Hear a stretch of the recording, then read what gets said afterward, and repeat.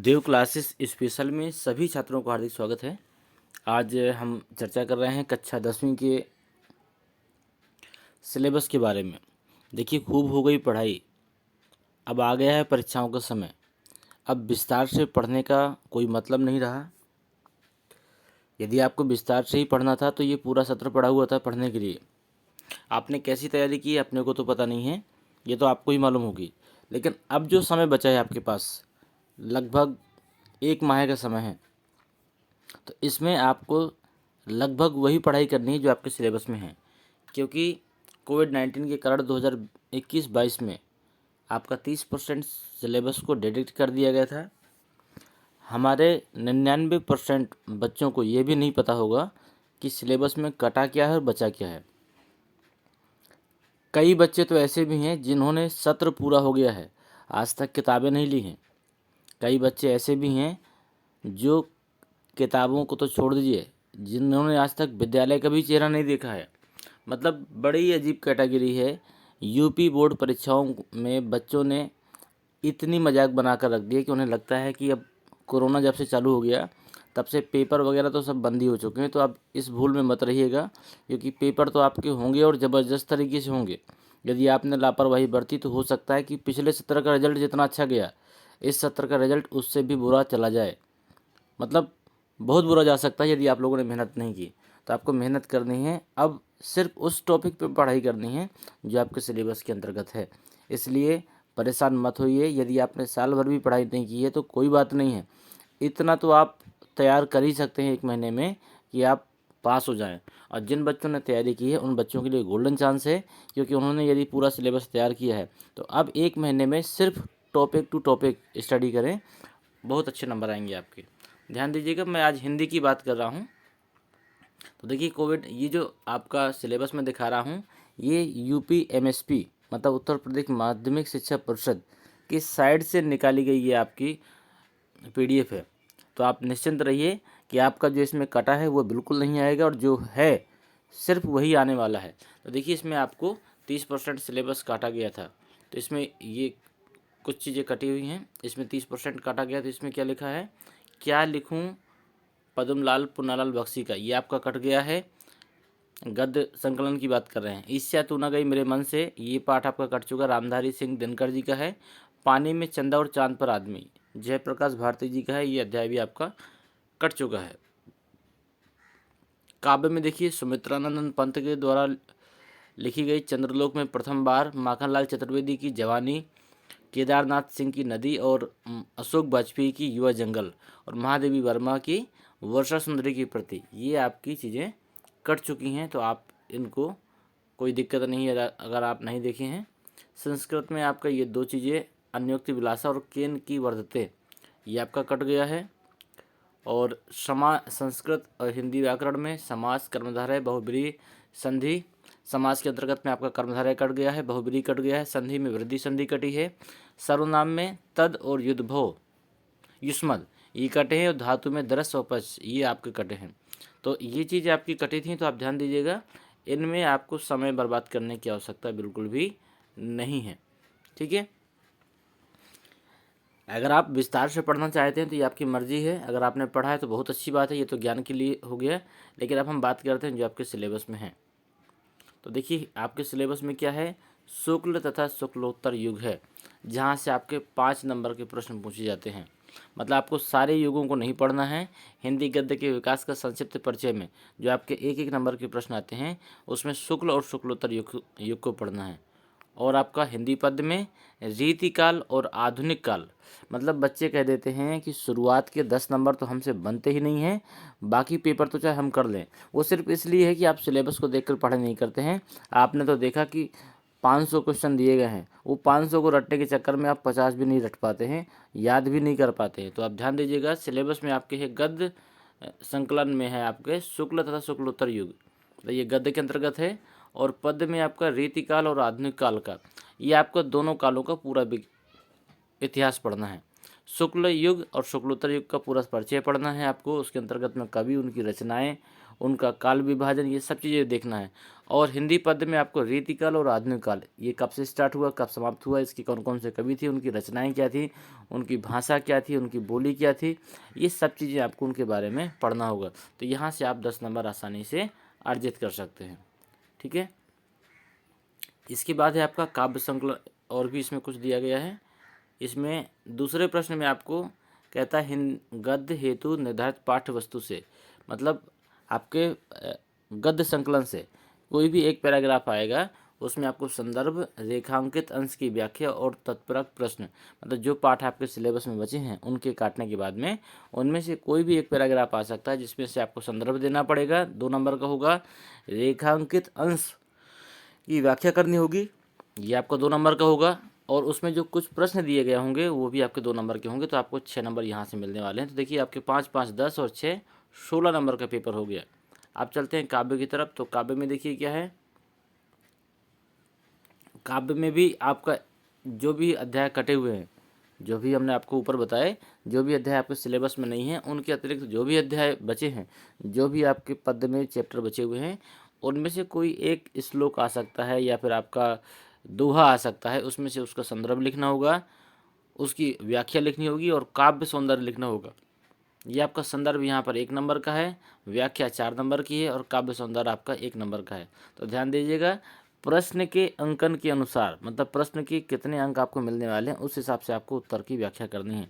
ऐसा नहीं कि 1 नंबर का प्रश्न है और आप 1 पेज का लिख रहे हैं और जो 4 नंबर के प्रश्न हो उसको आपने 2 लाइन में निपटा दिया, तो ऐसा नहीं करना है। आपको ध्यान देना है कि प्रश्न का वजन जितना है आपको उत्तर भी उसी हिसाब का देना है। ठीक है, अगला प्रश्न है आपका इसी में, इसमें कहता है अगला, हिंदी गद्यांश या पद्यांश का संदर्भ सहित अनुवाद करिए। ये भी आपका 4 नंबर का है, 1 नंबर 1 + 4, तो इसमें संदर्भ सहित व्याख्या करनी है। तो संदर्भ का 1 नंबर और व्याख्या के आपके 4 नंबर, उसमें दिया होगा आपका। अगला निर्धारित पाठों के लेखकों के कवियों का जीवन परिचय। तो ये आपके 2 जीवन परिचय आएंगे, एक गद्य से आएगा और एक पद्य से आएगा। जो अध्याय छूटे गए हैं उनके अतिरिक्त आपको याद करना है। अगला प्रश्न है इसमें, संस्कृत के निर्धारित पाठों से कंठस्थ श्लोक, एक श्लोक आपको याद करना है।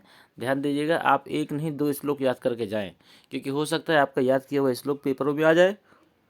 उस कंडीशन में आपको कम से कम 2 श्लोक याद करके जाने हैं। ये श्लोक आपका कितने नंबर का होगा, ये 2 नंबर का होगा आपका। ठीक है, अगला देखते हैं इसी में, इसमें कहता है संस्कृत के निर्धारित पाठों पर आधारित 2 अति लघुत्तम प्रश्नों का संस्कृत में, तो जो आपके अनिवार्य संस्कृत है उसमें से 2 प्रश्न आएंगे जिनमें आपको उत्तर देना है। ये आपके 2 नंबर के होंगे। अगला है आपका काव्य सौंदर्य। इसमें देखिए रस आपको याद करने हैं, अलंकार और छंद। तो रस में कौन कौन सा है, सारे नहीं याद करने हैं, हास्य रस और करुण रस, यही 2 आपके सिलेबस में, आपको बाकी सब छोड़ देना है। देखिए साल भर कैसी पढ़ाई की पता नहीं है, लेकिन इस समय जो प्राथमिकता है वो पॉइंट टू पॉइंट पढ़ाई की। यदि आप चाहते हैं कि आपके 90%, 95% और यहाँ तक कि 99% नंबर आएँ, तो सिर्फ आप पॉइंट टू पॉइंट पढ़ाई करिए और उन पॉइंटों को पढ़ाई करते हुए उनको समझिए, और कम समय में ही आप अच्छी सफलता ला सकते हैं। अलंकार, अलंकार में उपमा, रूपक और उत्प्रेक्षा, मात्र 3 अलंकार आपको तैयार करने, बाकी सब छोड़ देना है। छंद में आपका रोला और सोरठा, देखिए कुछ लोग दोहा भी याद करेंगे, ठीक है, चौपाई भी याद करेंगे, तो मतलब हद हो गई। आदमी को सिलेबस के देखे बिना पूरी किताब रटने की कोशिश करता है और फिर कहता है नंबर अच्छे नहीं आए। तो आपको ऐसी गलतियां बिल्कुल नहीं करनी है। जिस व्यक्ति ने भी वीडियो को देखा है, देख रहे हैं, वो सभी बच्चों की नैतिक जिम्मेदारी है कि आप सभी दोस्तों तक इस वीडियो को ज़रूर पहुंचाएं, क्योंकि अधिक से अधिक बच्चे परीक्षाओं में अच्छे अंक ला सके, यही हमारा मेन मोटो है। हमारा उद्देश्य है कि बोर्ड परीक्षाओं में बैठने वाले बच्चों के अधिक से अधिक अंक आने चाहिए। हमारा प्रयास है कि हम अपने इस चैनल के माध्यम से आपकी ऑनलाइन क्लासें 9वीं से लेकर 12वीं तक सब दे रहे हैं। इसके अतिरिक्त परीक्षाओं का समय है तो हम आपको 10वीं और 12वीं के अनसोल्ड भी दे रहे हैं। इसके अतिरिक्त हम आपको सिलेबस भी लगातार दे रहे हैं। इसके बाद भी यदि आपके अच्छे अंक नहीं आ पाए तो फिर तो ये दुर्भाग्य होगा हमारा भी और आपका भी, क्योंकि हमने इतनी मेहनत की, शायद हम आपको समझाने में असफल रहे। लेकिन अकेले की सफलता से अच्छा है कि आप कम से कम कुछ दोस्तों को लेकर आगे बढ़ें। तो इस वीडियो को सभी दोस्तों तक भेजें। अगर आप नए हैं तो आप सब्सक्राइब करें, अगर आप पुराने हैं तो लाइक ज़रूर करें और एक कमेंट देना बिल्कुल ना भूलें। यदि आपको हमारी सहयोग पसंद आया और आपको लगता है कि आपके आने वाले समय के लिए बेहतर है तो कम से कम एक कमेंट तो आपका मिलना चाहिए। अगला देखिए, हिंदी व्याकरण में उपसर्ग आएगा। उपसर्ग में आपके इतने उपसर्ग, उपसर्ग का मतलब आ से जुड़ने वाला शब्द, जैसे और अन से जुड़ने वाला, अधि से जुड़ने वाला अधिकार, अपमान, अनुग्रह, अनुमान, उपसर्ग, सहयोग, निर्विरोध, अभिमान, परिवार, सुविचार, इस तरह आप मतलब बहुत सारे हैं ऐसे शब्द जो किसी शब्द के आगे लगकर उसका रूप बदल दे, मतलब अर्थ बदल दे, आपके उपसर्ग कहलाते हैं। और ऐसे शब्द जो किसी शब्द की, ऐसे वर्ड जो किसी शब्द के पीछे लगकर उसके रूप को बदल दें, ठीक है, तो वो क्या कहलाते हैं? प्रत्यय कहलाते हैं। समास में आपको केवल दो याद करने हैं, द्विगु समास और द्वंद्व समास। तत्सम शब्द आपको तैयार करना है और पर्यायवाची तैयार करना है। पर्यायवाची में जो भी दिए गए हों उनमें से मोस्ट देख लीजिएगा आप, क्योंकि अब इतना समय भी नहीं है कि हम आपको पर्यायवाची का यहाँ सारी चीज़ें बता सकें। हम सिर्फ सिलेबस डिस्कस कर रहे हैं। नवा प्रश्न देखिए आपका संस्कृत व्याकरण का है। इसमें आपको संधि आएगी, इसमें आपकी जड़ संधि दी गई है। शब्द रूप आएंगी जिसमें से फल, मति, मधु और नदी, ये चार ही याद करना है। बाकी राम के रूप पता नहीं किसके किसके रूप है, सब छोड़ दीजिए, मात्र चार याद करना है। संज्ञा के, मति के, मधु के और नदी के, बस इसके बाद में सब छोड़ देना है आपको। अगला है आपका धातु रूप। धातु रूप में आपका लट धातु, लोट धातु और ये इतना, मतलब हालांकि मुझे संस्कृत की विशेष जानकारी नहीं है, लेकिन बस आप ये समझ लीजिएगा कि इसके अंतर्गत में जो चीज़ें हैं तो वो आपको तैयार करनी है। घ नंबर देखिए, हिंदी के सरल वाक्यों का अनुवाद। हिंदी के वाक्य दिए गए होंगे उनको संस्कृत में कन्वर्ट करना है। हिंदी के वाक्यों को संस्कृत में कन्वर्ट करना है।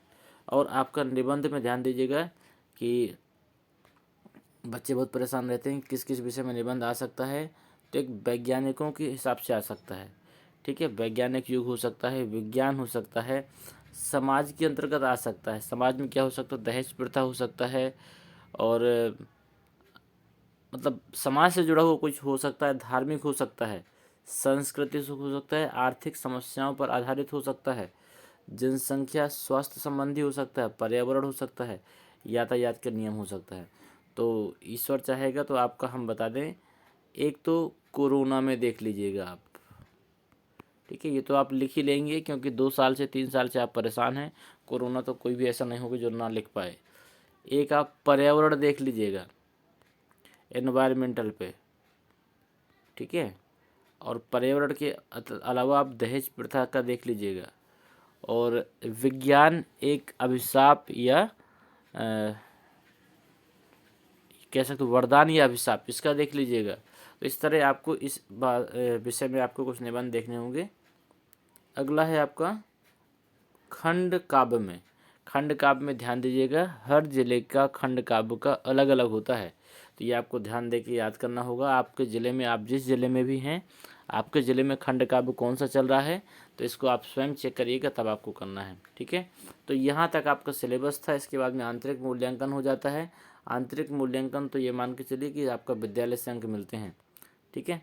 इसमें जिसमें 10 अंक आपके वाद विवाद, इसका मतलब होता है जब आपके विद्यालय में प्रैक्टिकल वगैरह होते हैं, 10 अंक आपके व्याकरण संबंधी, तो इससे आपको परेशान नहीं होना है, क्योंकि ये तो आप भी जानते हैं कि विद्यालय में आपको अच्छे नंबर मिलने वाले हैं, ठीक है।